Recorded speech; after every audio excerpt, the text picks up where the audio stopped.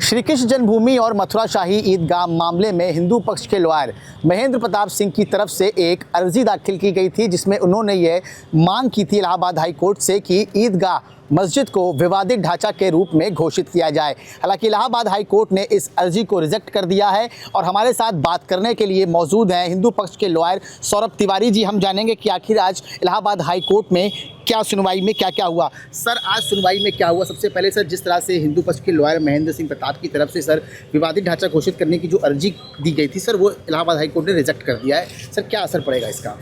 नहीं, उसका कुछ असर नहीं पड़ना है। आप अगर एप्लीकेशंस को देखेंगे तो आपको साफ तौर पे ये दिखेगा कि उसमें ये प्रेयर था कि इसको स्टेनोग्राफर को आदेश दिया जाए कि इसमें ये जो है विवादित ढांचा डिस्प्यूटेड स्ट्रक्चर आदेश में लिखें।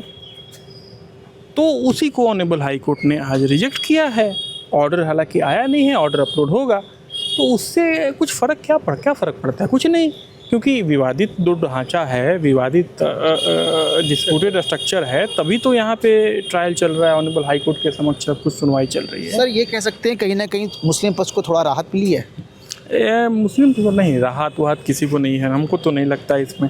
क्या आप सिंपल एक सवाल है कि ऑनरेबल हाई कोर्ट ने एक एप्लीकेशन को रिजेक्ट किया कि इसको डिस्प्यूटेड स्ट्रक्चर नहीं लिखा जाएगा आदेश में, तो उससे कुछ फ़र्क नहीं पड़ता है। हमारा पूरा फोकस है इशू फ्रेमिंग पे। इसमें कहीं हिंदू पक्ष को मुझे 1% भी कहीं कुछ नुकसान नहीं है।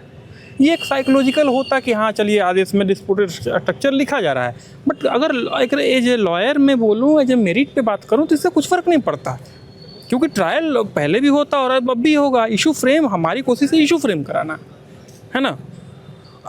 हाँ, ये ज़रूर है कि आज सुनवाई की लेटर पार्ट में फुट नंबर 17 पे एक डिटेल बहस हुई, लगभग 1.5 घंटे टोटल सुनवाई चली, जिसमें फुट नंबर 17 यह है कि इसको रिप्रेजेंटेटिव फुट बनाया जाए ऑर्डर 1 रूल 8 CPC के तहत।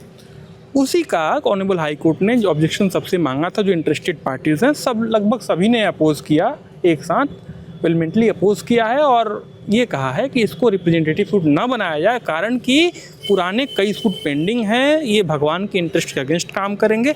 मेरिट पे सब ने उसका विरोध किया है, लॉ पॉइंट पे विरोध किया है।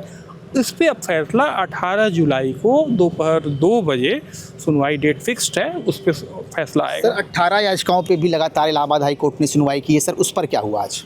जी, उस पर सर क्या हुआ, जो 18 याचिकाओं पे लगातार सुनवाई? उस पर देखिए, सब 3 जो वाद हैं वो टैग नहीं हैं, बाकी 15 वाद टैग हैं। तो इसमें आप जो है 13 पे एक आदेश आ ही गया है, 17 पे जो टैग नहीं था उस पर सुनवाई हुई और बाकी पे तो सुनवाई अभी हो नहीं पाई।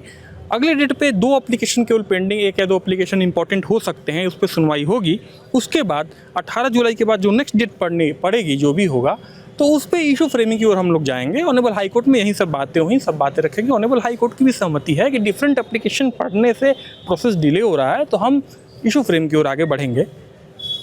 आज सुनवाई के अंतिम चरण में हमारे एक साथी ने ऑनरेबल हाई कोर्ट को कहा कि हम अभी सुनवाई कर रहे हैं, आदेश अपलोड नहीं हुआ, सोशल मीडिया पर हर जगह तमाम खबरें चल रही हैं, कहीं कहीं तमाम को हिंदू पक्ष को झटका, ये सब बातें तो ये सही नहीं है और इस तरह से ऑब्जेक्शन किया गया कि सोशल मीडिया और मीडिया में इस तरह की बातें चल रही। हालांकि ऑनरेबल हाई कोर्ट ने कुछ कहा नहीं है, हमारा पूरा फोकस है इशू फ्रेमिंग पे। तो सर, कुल मिला कह सकते हैं कि जो 18 याचिकाओं पर सुनवाई चली, इस अर्जी जो खारिज हुई है सर, उसका कोई असर नहीं पड़ेगा? कुछ नहीं, आदेश में नहीं लिखा जाएगा, इंतरिम ऑर्डर जो पास हो तो नहीं लिखा जाएगा डिस्प्यूटेड स्ट्रक्चर।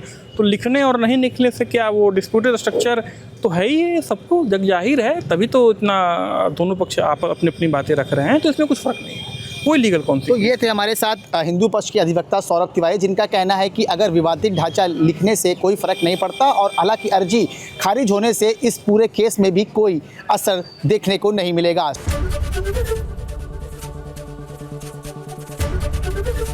ABP गंगा, खबर आपकी, जुबान आपकी।